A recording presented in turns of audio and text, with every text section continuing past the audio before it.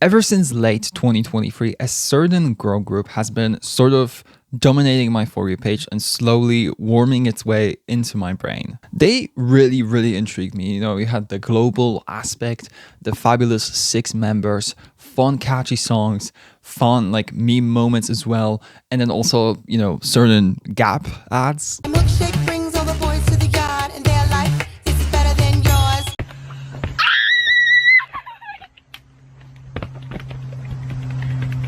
Let's just say I was sold very quickly on them. And as I continued to like dive deeper into this very rapidly growing fandom, I started to understand that this is not just like a little one-off thing. No, these girls are on to conquer the world. They have everything they need in order to fulfill that conquest. However, there are some problems that need to be fixed before they can accomplish that, before they can really break into the mainstream. There's still a lot of things that they need to figure out, whether it's, you know, the 6 girls that are actually performing the songs, or whether it's the people who are actually responsible for the music. I think it's high time to discuss Katseye and their music, their brand, because the cracks are slowly starting to show. And so for this video, I decided to focus on Katseye, talk about their music, talk about their brand, and talk about the places where I'm starting to see the cracks slowly appear and how that could potentially be fixed.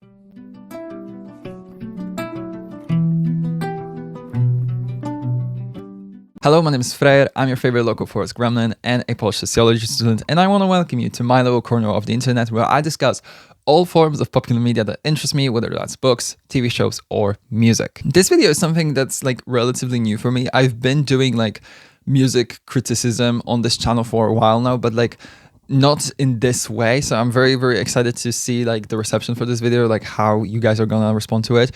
I think it's, you know, it's something new that I'm still like trying out. I'm still trying to find my footing. So if you have any constructive criticism for me, definitely let me know. I have been sort of obsessed with Katseye for a while now, and I really want these girls to succeed. So just like as a disclaimer, this video comes from a place of love, a place of appreciation, and a place of worry. I want them to do well. However, I still think that, you know, you can love a piece of media, but you can also critique it. That's kind of how I think about their music and what they're doing so far. But before we actually get into the video topic, I would quickly like to remind you that you can always subscribe to my channel. You can like the video, you can hype it, you can comment down below, you can share it around with your friends. And you can also follow me on all of my other social media, which include Twitter, TikTok, Instagram, and honestly a plethora of others. I'm gonna leave the links in my bio. And in my bio, you can also find a Google Forms link if you have any ideas for videos that you would like to submit. I've sort of been reading some of them, and there is one specifically that someone submitted that I'm like sort of starting to work on. So definitely check that out if you have anything that you would like to see me cover. I think the best way to start this video would probably be to give you like a quick little backdrop on who Katseye are, just so that we are all on the same page, and then we can work from there. So Katseye is a group that was formed as a collaboration between Hype and Geffen, 2 different music labels. Hype is a K-pop label and Geffen Records is an American-based label. Basically, the concept of Katseye was that it was going to be a global girl group that would be selected and trained using the K-pop methodology. There was an entire training program for the selected girls, which in and of itself like started a lot of different conversation. That happened especially around Dream Academy, the competition show being on air, and then also the Popstar Academy documentary coming out on Netflix. That whole thing is a video in and of itself. And thankfully, a lot of people have made that video. I personally would recommend, I would say, Cameron Cezanne's and Amanda Todd Hunter's video on this topic. I kind of like that they offer very different takes. I like nuanced commentary, especially like they talk very differently about, for example, the treatment of Manon in this program, which is very refreshing to see. And I think it goes to show you that there are many perspectives to look at Dream Academy and how it was run, how it was managed. But yeah, there were so many topics of conversation, from how the girls were treated, different dramas between them, the nature of like idol training, child labor in places. There was also the fact that they were put through a survival show, despite the fact that they didn't know they would have to do that beforehand. There was all of the mind games and the like reality TV of it all, how the nationality impacted things. Like there was a lot of different discussions around this documentary and this competition. And funnily enough, a lot of these topics are actually going to be relevant in this video in different places, which is kind of weird because you would think that they would just like go away after the selection process ended. Not at all, actually. Out of the 20 participating girls, 6 were selected to be in the group. Those 6 are Manon, who is Swiss Ghanaian, Megan, who is from Hawaii and is Singaporean Chinese, Laura, who is Indian American, you have Daniela, who is Cuban Venezuelan and American, Sophia, who is from the Philippines, and Yoonchae, who is Korean. One thing that I very recently sort of learned and started reading more about is the different roles in K-pop groups specifically, and it very, very quickly occurred to me that like this is also a case for Katseye. For example, you have Sophia, who I believe is the leader of the group. You have Manon, who is the visual, which basically means that she has a lethal face card, which check, yeah, she does. You have Laura, who is the main vocalist of the group. You have Daniela, who I believe is the dancer of the group. And then you also have Yoonchae, who is the maknae, which means she's the youngest. In Korea, you can't eat until the elders eat. Ning Ning is the maknae, which means she's the youngest, and the fact that she ate first is crazy. Sorry, whenever I say that word now, I remember that video of people talking about aespa eating that cake. That was so funny. Megan, when it comes to Megan, I don't really know what she is, but I have heard people call her an all-rounder, which basically means that she fills all the boxes, which also, yeah, she does. She's very talented. You have this like K-pop role divide in Katseye, but weirdly enough, Katseye isn't a K-pop group. Even though a lot of their marketing, their training, even the lineup itself and how it's structured, it kind of resembles a K-pop group just with like more cultural diversity. But at the end of the day, they aren't a K-pop group. Katseye lay in this like very weird intersection of music where on one hand, they are K-pop adjacent, but on the other, they very clearly aren't. I think of this as almost like a Venn diagram. I love Venn diagrams. I love Venn diagrams.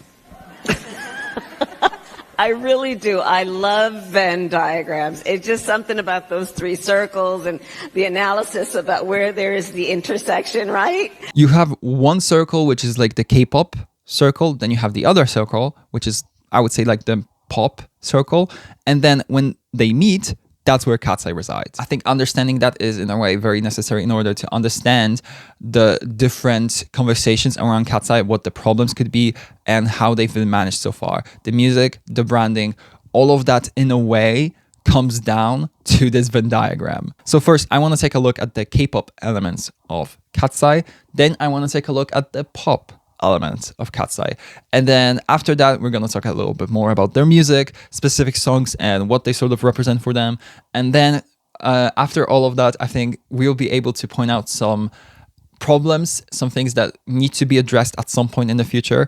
And that's going to be the last section of the video. So first, let's begin with the K-pop side of all things. You're just a gay boy. I am trying to play boy. My relationship with K-pop has always been like friendly, but it wasn't like best friends kind of relationship. You know, I respect it. I sometimes listen to it. It's not something that I like dive too deep into, but also I'm like not one of those people that is gonna like dump you because you listen to K-pop and that's cringe. Like, no, I was never one of those people. There's a lot to K-pop that I will freely admit that I do not understand because I just simply have not spent enough time in those like circles of the internet, circles of fandoms, in order to have that knowledge. So there might be like certain intricacies of like, for example, how the artists are treated, how the labels work, how the training system is conducted that might escape me. Therefore, I will kind of need your help here. If you have something that potentially wasn't included in this video or wherever it's like, I don't know, a fact that I presented wrong, please tell me in the comments below. I have conducted pretty extensive research about this, and I also asked a couple of my friends who happen to be K-pop stans. So I think it should be fine, but just like as a precaution, I'm saying this. K-pop in a way is not a musical genre, or at least it isn't a genre to me. It's not the same thing as like rap, hip hop, pop, alt pop, hyper pop, whatever. What it does is it takes elements from a plethora of different genres and then combines it into this like very, very energetic and like very vibrant production. And then there's also the like additional cultural add-on on top of all of that. The music is typically sung in English and in Korean. K-pop is also like a very visual style of music. Like it always comes down to the performance. You have to have a visual, a choreo, a dance trend, a catchy hook. A lot of these elements are needed when it comes to K-pop. But these K-pop companies, like, I mean, they don't play around when it comes to promoting their idols, their groups. Like, they give them so much to work with. They make so many visuals. They perform on different shows. They have trailers for their EPs and albums. K-pop industry has the branding and the promotion that the Western industry just doesn't. And it also has a way bigger and I would say tighter grasp at its audience. This is in and of itself a very like interesting conversation around like the soft power of Korea and of K-pop. Basically their cultural export, like for example K-pop, like K-dramas and other similar stuff, helps to form a certain image of the country that feels almost like a utopia in a way. It creates economical gain for the country, but mostly increases the influence that the country has through its culture. That's why from like the sociologist point of view, personally, I mean, I am a sociologist, still in training, but still, I think the rise of K-pop has been very, very interesting to watch in hindsight. I also find that Katseye are a very interesting example of this cultural export because technically it isn't K-pop, but then again, it does promote the idea of K-pop, which furthers the public's obsession with Korean culture. I'd argue they've done a lot for the K-pop industry in the past few years, more than others were able to achieve actually. They ventured into uncharted territory and brought forward a lot of interest in K-pop. But now let's actually talk about the K-pop elements that Katseye possesses. The first K-pop thing about Katseye, I think, obviously is going to be the training. I don't have the knowledge to be able to say how close Dream Academy was to an actual idol training, but from what I understand, basically the premise is the same. It was clear from the get-go that this was on purpose. K-pop has sort of warmed its way into the global market, and a lot of people on the more, I would say, Western side of the music industry were very clearly worried. If K-pop is taking over the way that it is, and the Western artists aren't able to catch up with numbers, well, music industry likes numbers, so that's not good. But what if we could, elevate these numbers using the K-pop methodology with a group that technically isn't K-pop? What if? And that's kind of where Katseye come into play. I actually think a lot of K-pop influences within Katseye specifically show up when we talk about the work they've put out since they debuted as a group. Something I see a lot in K-pop specifically is highly energetic performances, very catchy hooks, big choreo. A lot of the times, K-pop songs include sounds that on paper are like horrible ideas, but then when you actually listen to the song, it makes sense. The genre almost embraces the madness that it actually helps produce. I think a good example of that for me would be the most recent release from Le Sserafim, which is called Spaghetti and which features J-Hope of BTS. I mean, this song is a little all over the place, but it also features a sound from one of the members that is supposed to signify that they're nauseous. And it works. In any other genre, in any other song, this would be a big what the fuck moment, but not in K-pop. Here, I would say it actually adds to the experience of listening to the song. In the context of Katseye, I think the best example of this is probably Gnarly. I will specifically talk about Gnarly in other parts of this video as well. It's a very important song to talk about when it comes to Katseye. But just in general here, look at, for example, the lyrics of Gnarly.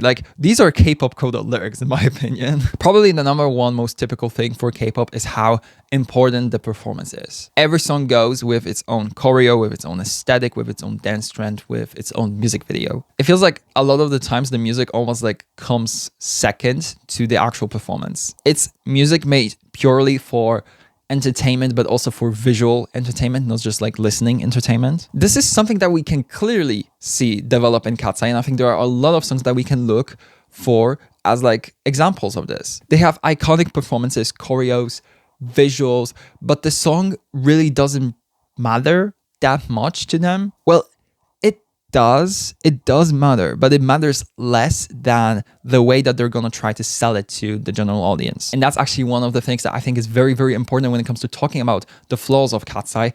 And that's going to be discussed in like greater detail in the coming parts of this video. So we're going to put a pin in this and we're going to come back to this point a little later. What K-pop also does, and this is like something that I've started to notice, I would say a couple of years back, is that it's very, very good at mimicking genres. Basically what they do is they take a genre that seems to be popular in the Western market and they produce a more like heightened version of it with the K-pop methodology. For example, around like the big boom of like rap and hip hop and like trap inspired sounds, that's also where the K-pop industry sort of started to turn to.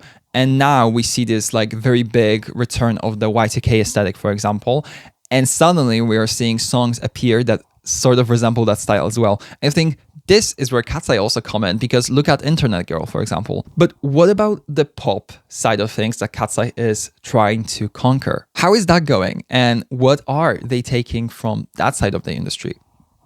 Let's discuss. Yes, yes, yes. I kind of think of K-pop as like the roots of Katseye. Meanwhile, pop, I would say, is the environment that they currently reside in. Pop is the goal, K-pop is the means to get there. Katseye have definitely used a lot of like Western branding opportunities to their advantage, which is something that I wouldn't say many like K-pop idols ever get to do. But most importantly, because they're an intersection of K-pop and pop, they have an access to both audiences from both sides of the spectrum. Here, I specifically want to focus on the Western market because I wouldn't say a lot of people listen to K-pop. K-pop is, of course, extremely popular with some people, but then on the other hand, have people from like my generation, my age, who don't know anything about it and who are just very clearly like not interested in consuming it. This market remains practically untouched until you have an American label that helps to co-create Katseye. They've been everywhere in a way that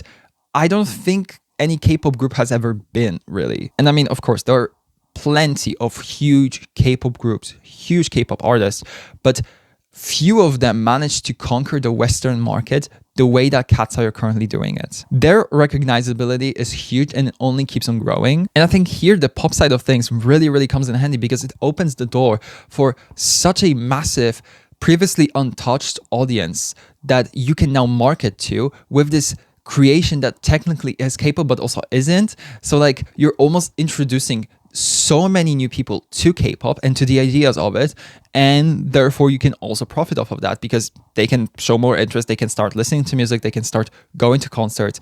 It's all like a big economy plan. And actually, that doesn't just go for the Western side of things. I would say that these girls don't represent just America, they represent a lot of different places as well. The support they've gotten from, for example, the Philippines or India has been very prominent. I mean, of course, the music industry is always going to focus on the English-speaking countries, specifically the US, but it can also reach other corners of the earth way more effectively than the K-pop industry can. But now, K-pop can also reach those corners of the earth as well, thanks to Katseye, because they're sort of like the gateway for a lot of people into K-pop. I also kind of think of Katseye as more pop, mostly because of the language diversity that they have in their music, which isn't very big. Typical K-pop songs are going to be in English and Korean, like a mix of those two languages. Meanwhile, when you look at Katseye's very like admittedly short discography, you can tell that there's not much variety at all. They have songs that are fully in English, and there's one song that is Gabriela, which has a part in Spanish sung by Daniela. In the bigger like pop industry, you rarely ever see songs that are not sung in English, or sometimes in Spanish. But that's like the only exception to the rule. I would say it's either Spanish or it's English on the top of the charts, and that's kind of it. The language variety in their music is definitely more pop adjacent rather than K-pop adjacent. Also, and this is the point that I feel like I might be wrong here in places, but I think unlike many K-pop idols, Katseye members seem to have a lot of freedom. I mean, not much creative freedom, and we're gonna talk about that trust, but I don't think there are many restrictions that are put on them the way that it typically happens for other K-pop idols. I don't think their social media seem to be like controlled. And then you also have the like absolute bonkers things that they would sometimes say on like different lives and stuff. Like they seem free. And I mean, good, because the last thing I want from these girls is to be a part of like some like musical mafia that prohibits them from doing anything. I spoke before about how sometimes K-pop exaggerates certain styles of music in order to produce its own version of it. I think Katseye, of course, do that as well, but I also think that they do have songs that sound more like they come from the pop world. And I think a good example is Gabriela, which is a Latin R&B inspired song that sounds way more like something you'd hear on regular radio. It is an emulation of certain styles, but it doesn't feel like an exaggeration of it. And also its background is very clearly not K-pop related. You know, you have this song that was previously offered to people like Rita Ora, Anita. Recently, it was also, I think, revealed that Little Mix have recorded a version of it, but Justin Nelson didn't like it, therefore they didn't put it out. And after all of that, it did end up going to Katseye. Also, side tangent, but am I the only one who didn't know that Charlie XCX had a writing credit on Gabriela?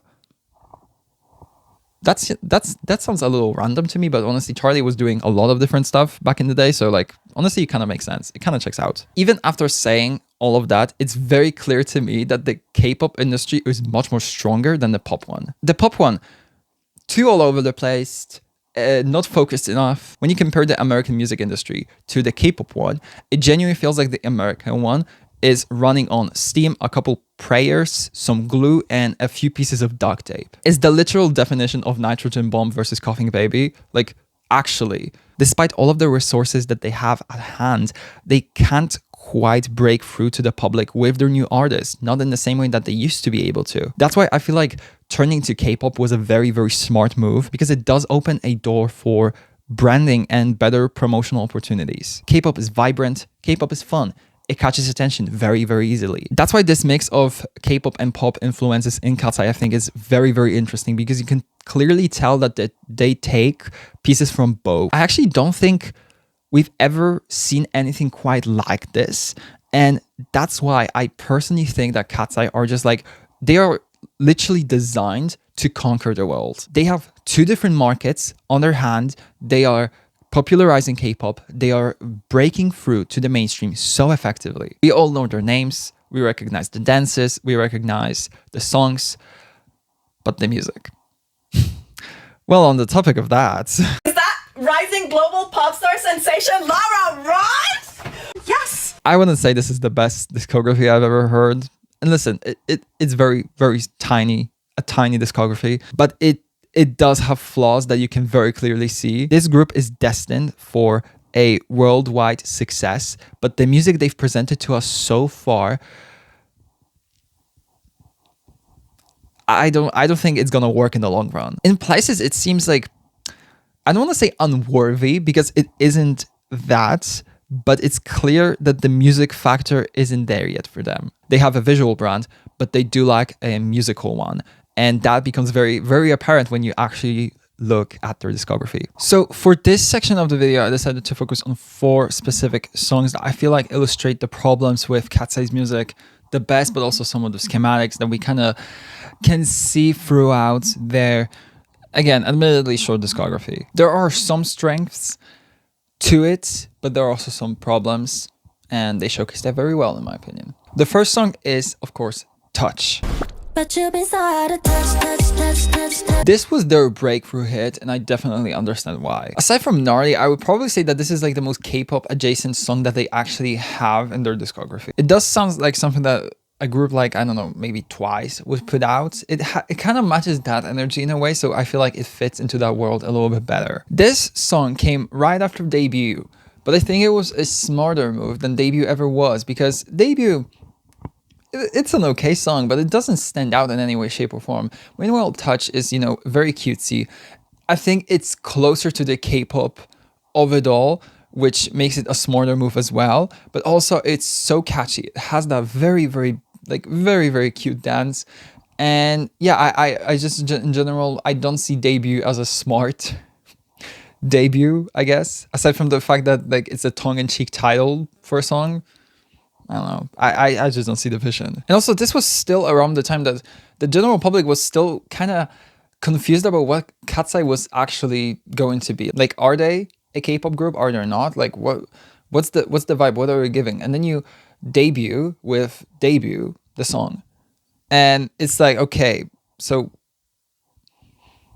what are we doing here? Touch with how K-pop adjacent it is, I feel like it draws the people who are sad for Katseye specifically because of the K-pop elements. This is the proof of like, hey, this is kind of K-pop, not quite, but it's similar. So like maybe you're gonna want to check it out. That's kind of the mindset that I feel like Touch was released in. But also Touch is just a very approachable song. Like had they started out with something like Gnarly, I don't think they would be anywhere as big as they are right now.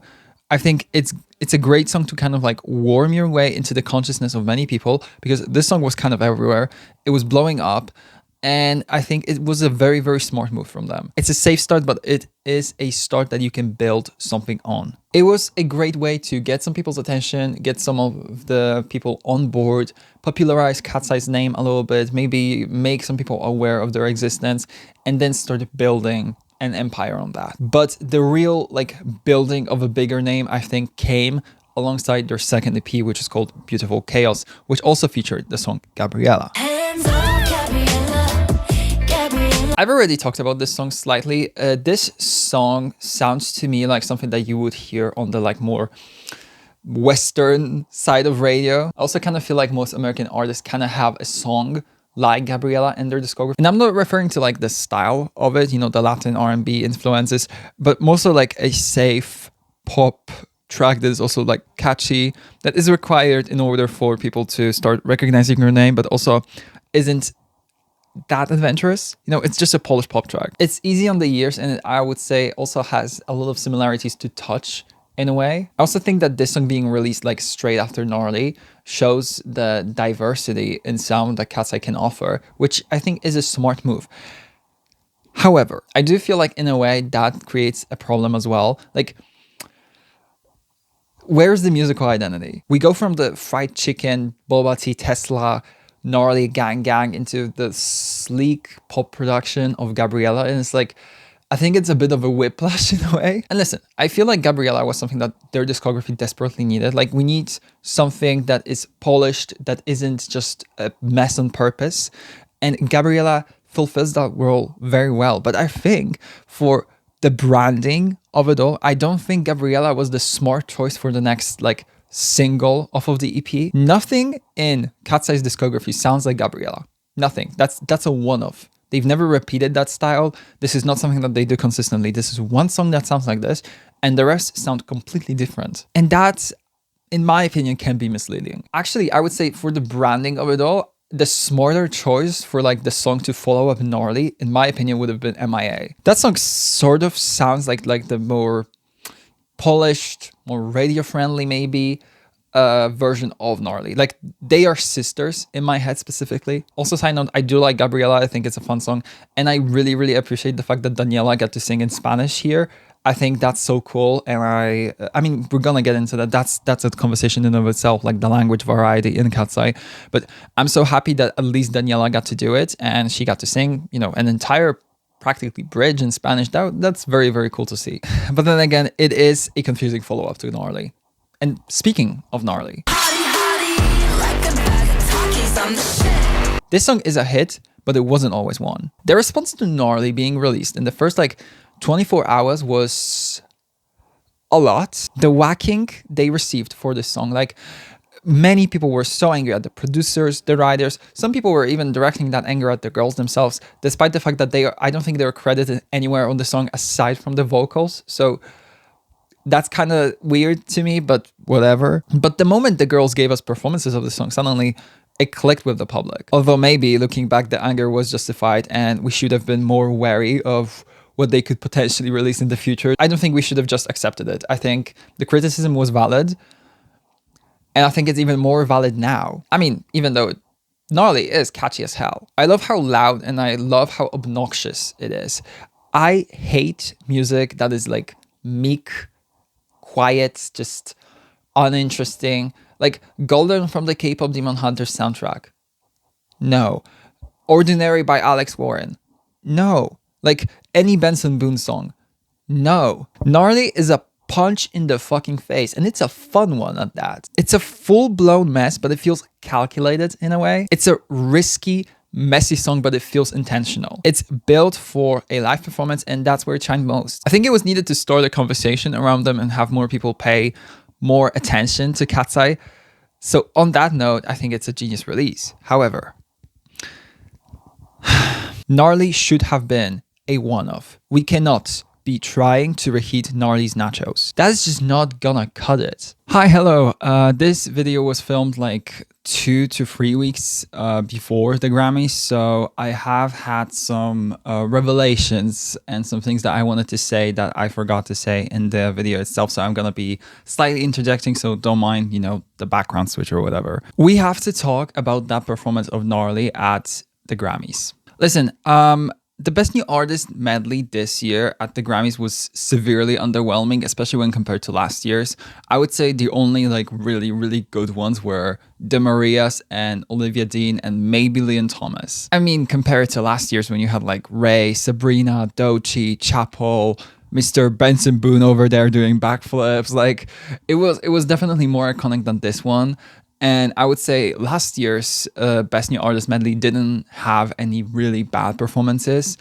This one, however, I think had 3. I would say those were Alex Warren, Addison Rae, and unfortunately Katseye. With Alex Warren, and this is like very weird for me to say, I can give him a pass because that performance technically it wasn't his fault. It was a technical issue that he had, so that's why it was very bad. You will not hear me defending that man very often. I really don't like his music, but sometimes it happens, I guess. Addison's performance I did not live. It was kind of giving that Kitty Girl performance from RuPaul's Drag Race All Stars 3, which was very funny when somebody pointed that out on Twitter. I was like, oh my god, that's what it reminded me of.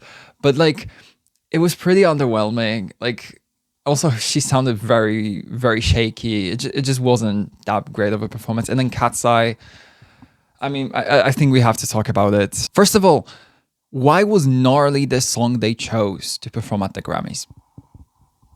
Why? This is a hype song. This is a song for a concert, a club, a crowd, not for the Grammys. I personally think they should have done Gabriela, and I also think that it would have been very cool to see Daniela sing in Spanish on that stage, especially if, you know, we take into account the fact that Bad Bunny won Album of the Year, which was so deserved, by the way. Congratulations to him. It was incredible. And also, if you want to do a dance break, you can do the dance break from Gabriela. I know it had that with the skirts, or I don't remember exactly how it looked like. I remember there being one, so we could have just done that. But back to Gnarly, you cannot serve vocals in this song. It's just really difficult to do that. But even taking that into account, I do personally believe that the Grammys performance of Gnarly was exceptionally weak when compared to other performances of this song. I think back to the one they did at the VMAs pre-show when they did both Gabriela and Gnarly,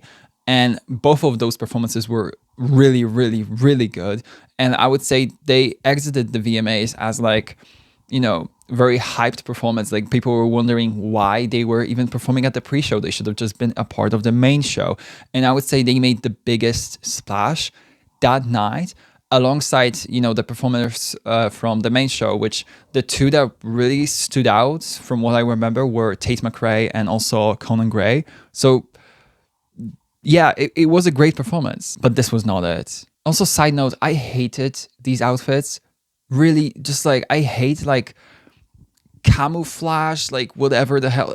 Speaking of Drag Race, it was giving that season 16 promo they did, which was not very good.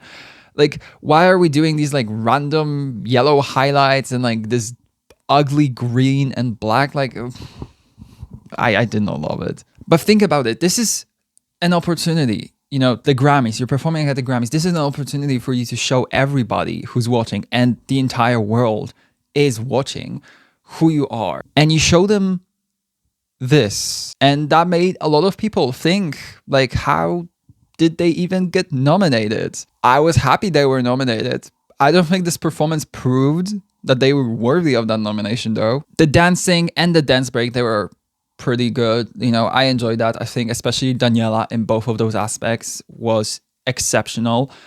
But the singing was just really bad. And I get it. Gnarly isn't a singing song. So then pick a song where you can actually sing. I also love that Laura, I believe, like literally a day after posted a video of herself like singing a song on social media, being like, oh my God, hey, I sang this, to just like prove to people that she can sing. Like If your performance that got televised at the Grammys is leaving people confused about whether you can actually sing or not, and you have to go on to social media and post videos like these to prove to them that you can indeed sing, something went wrong. I think partially why this performance felt off could have been the nerves, which is definitely understandable. You know, this is one of the biggest stages just in general when it comes to music, and they are performing on it. Like, I understand them being nervous. And I think that's one of the reasons why, like, I genuinely think only Daniela did really well, and the rest were just like very disconnected. Like, you can tell that they were nervous. But listen, all of that aside, that isn't even that important. This performance caused another hate train on Katseye, and this is like the fourth one that we're seeing, and they debuted it in like 2024. They've barely been in the industry as a group for 2 years. And this is already like the third time we're seeing the entire internet just like laugh at them because of something that they've done.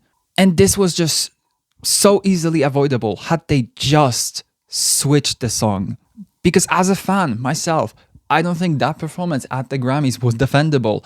I don't think it was good. I think it's time that we let Gnarly go. This song did what it had to do. It accomplished a lot.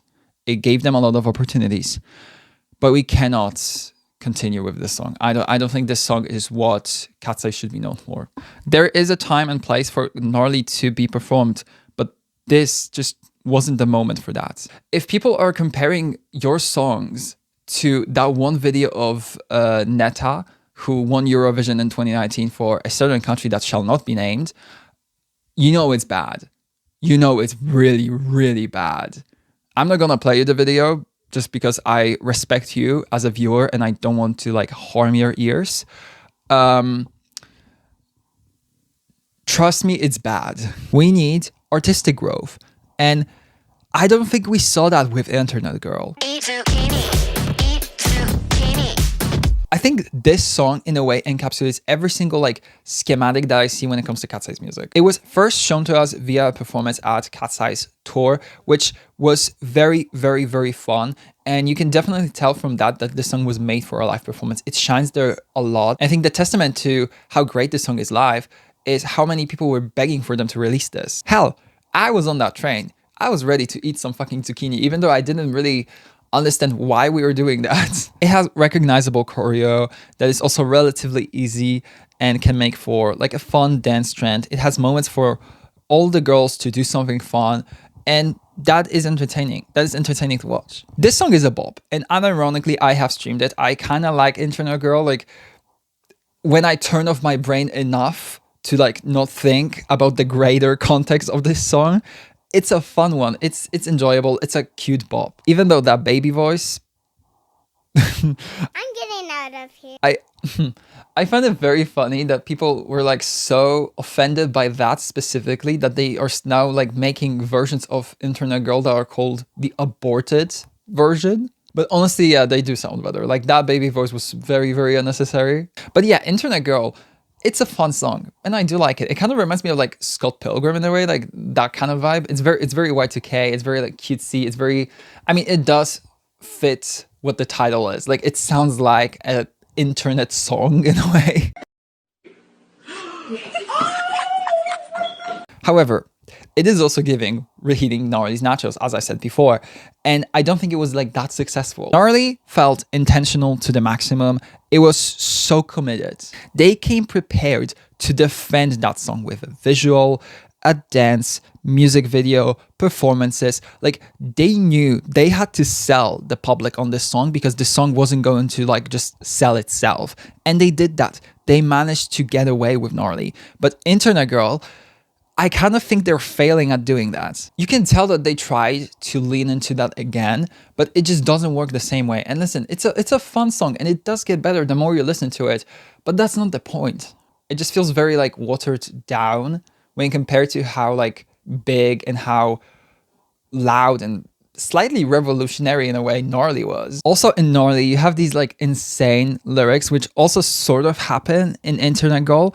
But the thing is here, in Gnarly, they genuinely went full out. They were not holding back 1 second. They matched the madness, the freak I guess, of that one so well. And when they followed that up with Gabriella, I definitely saw Gnarly as like an attempt to catch people's attention that was so smart. Like it genuinely to me felt like a 3D chess move in a way. They leaned into that craziness fully. You know, there was the fried chicken, gnarly boba tea, Tesla, gang, gang, gang. Like, yeah, these lyrics are objectively stupid, but they are stupid on purpose. As I said before, it's a mess, but it's a calculated one and a smart one. But you cannot continue doing the same thing over and over again and writing these insane, stupid lyrics before it stops sounding like it's ironic or deliberate. Like, it genuinely is starting to feel like the Katseye writers are maybe just incapable of writing something that doesn't involve random word salads. Genuinely.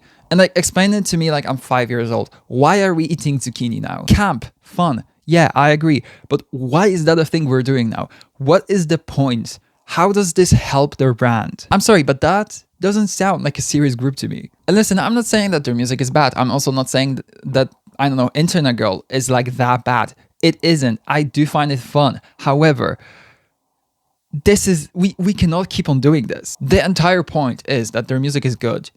It's passable, but it could be better. And how could it be better, you might ask?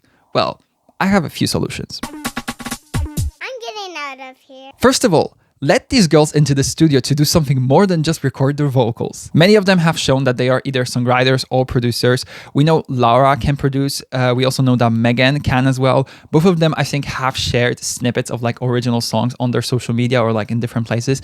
And we also know that Manon is a songwriter. I believe I can't play you the actual clip because it could get taken down for copyright. But there is specifically that one song that I found when I was researching this video, which was posted by Megan to Weverse, I believe is the name of the place, which I'm gonna leave like a link to it in maybe like the comment section or somewhere else, and like go and listen to it because genuinely it's so good. And it also sounds like nothing that we've heard from Katseye up until this point. It's so like polished and like vibey, and I wish that like they were allowed to do more stuff than just like cute dances on a stage with nonsensical lyrics, you know? They have talents that are yet to be utilized in Katseye, and I think that's honestly stupid. You're sitting on this like toolbox and you're just refusing to use it. I don't understand that. Give them creative control. That's something many people in K-pop don't have. But again, this is not K-pop. I think the main problem I see with Katseye's music specifically nowadays is it sounds good, but it does not reflect its members whatsoever. Like genuinely, for the most part, these songs could have been released by practically anyone. I want to hear what the girls have to say in their music. I want to see their personalities in the songs as well.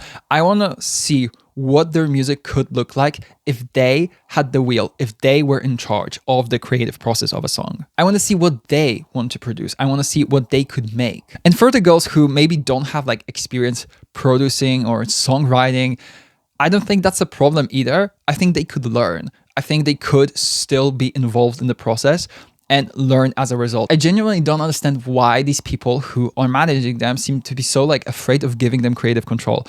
Like, wouldn't it be better if the songs they would be putting out would resonate more with the people who are actually performing them? Like, I don't know, it just makes sense to me. The members of Katseye can and should be involved in more ways than just recording vocals. And I mean, speaking of vocals, that's another point. Let the girls sing because they are utilizing like 1/10 of their vocal abilities. Like, imagine if we got a song where Laura could just fully go off. We've not gotten that yet. We have not. Give them a moment to shine. Give them a song that doesn't like bury their voices in like different filters like Internet Girl or MIA, for example. Let them just leave it all on the table. The second thing that I personally think could be worked on is the messaging of Katseye. Listen, I don't need them to sing about how, I don't know, capitalism is ruining the world or something like that. But I think we can do something more than fried chicken, boba tea, Tesla, gnarly. I said that thing about capitalism as like a semi-joke, but since I recorded this video, a few things happened. And namely, Manon dropped a short film. It was titled Not Bad, and she made it with a couple of her friends. It's really short. I think it's like 2 minutes 30. And I really, really encourage you to go and watch it, actually. It's really, really good. It tells the story of women who are forced to carry men's dreams on their shoulders whilst also being ignored, exhausted, and underestimated. This is what I mean when I say give the girls creative control. This is a great short film, and I think it's a very clear, great, well-polished concept that Manon presents very, very well with her friends. Her acting in this also is really, really good. But this is the kind of messaging that we have not seen from Katseye. We have seen it from the individual girls whenever they want to do something, but where is that in Katseye? Instead, you have Manon up on that stage with everybody singing about eating zucchini and gang, gang, gang, gang, gang. Meanwhile, this is what she's doing as a side gig. Like, you see how like ridiculous that is? They keep on singing about the most random shit when they clearly have a lot to say themselves. Imagine how interesting it would be if we actually got, for example, a song that presented this specific concept that Manon showed us in this short film. That would have been sick. Or honestly, anything else that is like slightly more complex than eating zucchini. They make fun dance music for the most part, and I like when they get a little bit unserious in their songs. However, it's harder to treat them seriously when their biggest song is gnarly and they're following up the era of beautiful chaos with Internet Girl, which the hook of it is eat zucchini. Like, I don't know, it doesn't sound like a serious group activity for me. I would like to see a version of Katseye that can get fun if they want to. They can produce something fun, but they can also produce something that's polished and that fits into the pop world a little bit more than what they're doing currently. What does Katseye have to say? Is it shake your ass?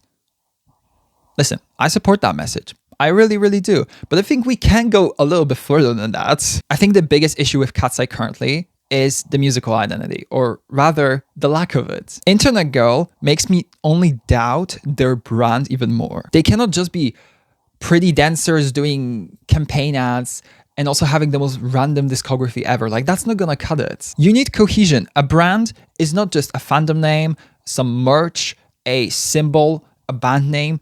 You also need to brand yourself with music. And here's the main issue, because Katseye sit at this intersection of pop and K-pop. Therefore, problems from like both sides apply to them. They are trying to make it to the Western market, and so far they are succeeding. However, that's not gonna last long if they don't develop a sound. Because genuinely, what is the Katseye sound? What do they sound like? What are the genres they do? You tell me. I don't know. I have no idea. And maybe I would have an idea if their girls were actually allowed to be in the studio for more than just recording their vocals. At this moment, their sound is chaos. But that isn't even like a brand. Like, you can make chaos work as like a sound. You can make it work as a brand, but not like this. Because think about it. We jump from Gabriella, a Latin R&B inspired track. And from that, we jump to like Internet Girl, which is this like Y2K Scott Pilgrim inspired kind of vibe. Before that, you have like the previous hit of Gnarly, which is just a mess all over the place, really. It's very hyper pop. And then before that, you also had Touch, which is this like very cutesy K-pop. Like, how do they relate to each other? Where's the through line? We don't know what the girls have to say in their music. We don't know what styles of music they see themselves in. We only see them on that stage the way that their label wants us to see them. There's not much more to see here. Specifically, what I wanted to add here is that the messages in these songs, whether they are good or not, they don't come from the girls. They do not have writing credits on these songs. So when they sing, for example, like Mean Girls, which, by the way, love the message, right? It's a cute message. Love it. Yes, subscribe to it. Exactly. Yeah. But the problem is it doesn't come from them. It's manufactured, written by someone else, and they were just meant to co-sign it and then just perform it. Which listen, good that, you know, whoever is making them do these songs thinks about, you know, the greater image and fan base of Katseye and wants to have, you know, people feel included, wants to have Katseye to, you know, stand for something. But it does feel insincere. And listen, I have no doubt that all of these 6 girls believe in the message of Mean Girls and like agree with it.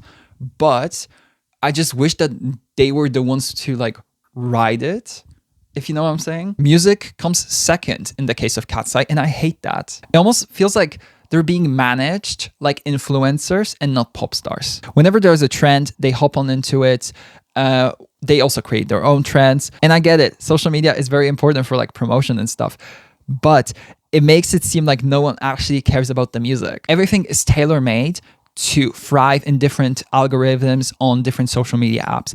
And it makes it seem like the music that is used in order for them to get this traction is just kind of meaningless. I don't want to call it a cash grab, but it almost kind of feels like that in a way. One thing that I do actually think could help their identity as a group would be to embrace the cultural diversity that they have at hand. The brand of Katseye at first was very, very heavily relying on the fact that they were a global girl group, that they had 6 girls of 6 different upbringings. Where is that? We've not seen that since they debuted at all. It almost reminds me of like how brands and companies sometimes talk about diversity hires. Like, oh, we hired 3 black people and we also hired 2 gay people. Aren't you proud of us? We're so woke and so friendly. Like, that's what it's giving. And because that has not come up since, it does further that feeling. It feels like it was just like an easy branding opportunity and nothing else. And listen, I know that the American music market isn't very tolerating of languages as a whole, but I would like them to put out an actual project where they would allow themselves to, for example, have some deep cuts. And listen, these deep cuts don't necessarily need to be the next big hit to top the chart or to be a fucking everlasting TikTok trend, TikTok dance, whatever. I would like for them to have songs where they could sing in different languages, where they could slightly embrace that culture side of Katseye. Daniela got to do it. Happy for her. That was great. But what about the rest? There's 5 other members and they have not gotten a chance to do that yet. And also, like, going back to the branding of it all, you have a global girl group on your hands. Show us that. Deliver on that. And I mean, speaking of projects with deep cuts, I need them to release more music, but in a specific way. I want an album from them. I want an album. One thing about K-pop releases that drives me insane is that they put out these tiny, tiny albums, these EPs with like 5 to 8 songs.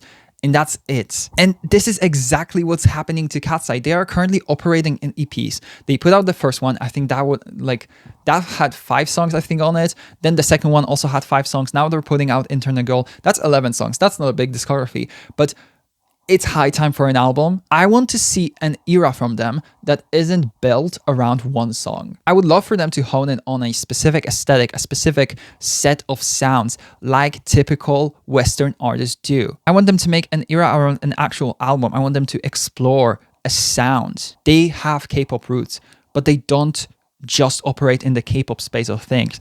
And that's why I personally would love to see them make an era around an album. I think that would be so interesting to see from them. I genuinely think they could create one of the most iconic eras for like a dance album or something. I genuinely think they are capable of it. And for some reason, they just aren't allowed to do that. And because of that, their brand feels more messy. And actually, that ties very well to my next point, which is the brand. I think at one point, the brand of Katseye was very well realized. And I think that was mostly before we started the Beautiful Chaos era. I'm gonna call it era. It's not really an era, but like before the release of Gnarly. I think they had a way more clear vision of what they were doing. The marketing was crazy. You had the booklets, the outfits, the visuals. That EP also sounds way more cohesive than Beautiful Chaos ever did. But since then, I would say it has been a bit of a struggle. I do not like the fact that they switch aesthetics practically every song. I know that this is something that is like more K-pop coded in a way. Like the switch in different aesthetics happens more often there. But then again, they are not K-pop. They are close to it, but they aren't it. I just feel very confused about what the brand is nowadays. Like, it's just chaos. And I guess chaos can be a brand, as I spoke before, but I don't think it works in this case. Like, their last EP was called Beautiful Chaos. So I am assuming that the difference in sounds there is like supposed to be like a beautiful chaos. Like, that's supposed to be what it is. But it just doesn't work. What it feels like is a lack of commitment to one aesthetic that I think could be explored a little bit further. If you switch it literally every song, it starts to feel insincere to a degree, like you're kind of cosplaying different aesthetics, but it also starts to feel opportunistic. Like I could imagine this going in the direction of, oh, now this aesthetic is getting popular. Like let's say, for example, next year is going to be the return of like the 90s. So now we have to put out one song that is like 90s inspired with like 90s inspired outfits. And then from that, we're going to move on to another thing that's like popular nowadays. Let's say it's like, I don't know, punk rock. We're gonna go punk rock with one song, and we're gonna have like piercings and dark outfits, and then we're gonna move on from that because suddenly what's popular is like J-pop, so we're gonna do J-pop inspired. Like it feels opportunistic, it feels insincere. I don't respond to that at all. And especially when you look at how other pop stars get branded nowadays, Katseye just are nowhere close to that. Like think of people like Sabrina Carpenter, Zara Larsson, Pink Pantheress, Chappell Roan, Doechii. Of course, they are not in a girl group like Katseye are, but they sort of reside in a similar area of music to Katseye. To sort of lead this video into a bit of a closer, I do think that Katseye have what it takes to cement themselves as an iconic group act and kind of change the face of the music industry at large. But I think they need to start taking risks that don't involve stupid lyricism or weird beats and switching styles every second. Apparently, they are starting to tease an album or like upcoming projects, which I'm honestly excited to see. I'm excited to see where they go with this. I just hope that, you know, some of my requests, some of my complaints get listened to, or like, I don't know, fulfilled. I don't know. I really want to see them grow. I want to see the growth. And so far, I have not seen it. I just hope that the executives and the managers behind Katseye realize what incredible talent they have on their hands and how poorly they've been utilizing it since. They need to expand on that. We need evolution from them. We need artistic growth. They cannot be 5, 10 years into their careers singing lyrics made up of random words found in the dictionary. Like, we cannot be doing that. We need to start thinking seriously about what the future of this band is going to be. But listen, I am rooting for them. I am actively rooting for Katseye. I think they have what it takes and I want to see them succeed. This video comes from a place of appreciation and of love because I admire these girls so much. They are so much fun and I love them and I want to see them do well. I think what they're doing currently is a nice start. They have the building blocks in place, but it's about time that we develop something more out of it. I want to see Katseye 2.0. I want to see Katseye fully realized. And I hope that we get to see it in the future. Thank you so much for sitting through this video, listening to me up. It's probably long as hell, but that's just kind of my brand at this point. Speaking of brands, I do make very long content. And if you enjoyed this video, make sure to let me know in the comments below. Make sure to subscribe to my channel. There's also a lot of other videos that I have made previously that are available that you can go back and watch. And there are also more videos that are going to be coming in the next few weeks. I have so many fun ideas and so many interesting things that I want to talk about and I want to expand on. So I hope that you're going to be sad for that as well. And I want to thank you so much for making it till the end. Please remember to, subscribe to the channel, like the video, stuff like that. Follow me on my other socials. If you have any video ideas, you can leave them in my Google Forms in the description and I'll be sure to check them out. And other than that, thank you so much for listening.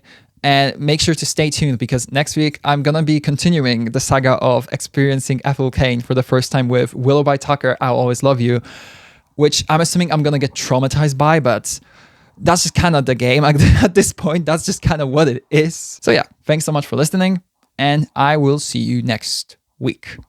Bye.